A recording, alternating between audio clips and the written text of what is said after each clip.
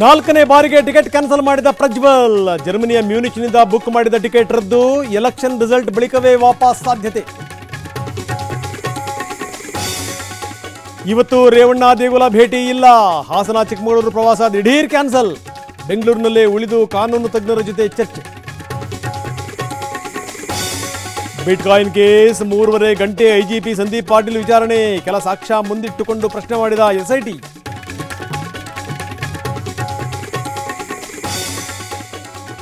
ಐದನೇ ಹಂತದ ಚುನಾವಣೆಗೆ ಭರ್ಜರಿ ಸಿದ್ಧತೆ. ಮಹಾರಾಷ್ಟ್ರದಲ್ಲಿ ಇಂದು ಮೋದಿ ರೋಡ್ ಶೋ. ಜಾರ್ಖಂಡ್ನಲ್ಲಿ ಬೃಹತ್ ರ್ಯಾಲಿ.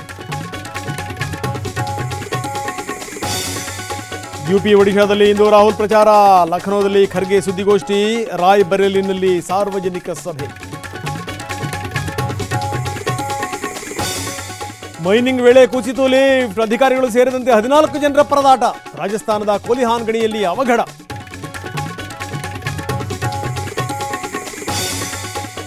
ಮಲೆನಾಡಿನಲ್ಲಿ ವರುಣನ ಆರ್ಭಟ. ಮೂಡಿಗೆರೆ, ಕೊಪ್ಪ, ಕಳಸದಲ್ಲಿ ಬಿರುಗಾಳಿ ಸಹಿತ ಮಳೆ. ಭಾರೀ ವರ್ಷಧಾರೆಗೆ ಜನರ ಪರದಾಟ. ಕೇರಳದಲ್ಲಿ ಹೆಚ್ಚಾಯಿತು ವೆಸ್ಟ್ ನೈಲ್ ಜ್ವರ ಭೀತಿ. ಮೈಸೂರು ಗಡಿ ಭಾಗದಲ್ಲಿ ಅಲರ್ಟ್. ಎಚ್ಡಿ ಕೋಟೆ ಬಾವಲಿ ಚೆಕ್ ಪೋಸ್ಟ್ನಲ್ಲಿ ತೀವ್ರ ನಿಗಾ.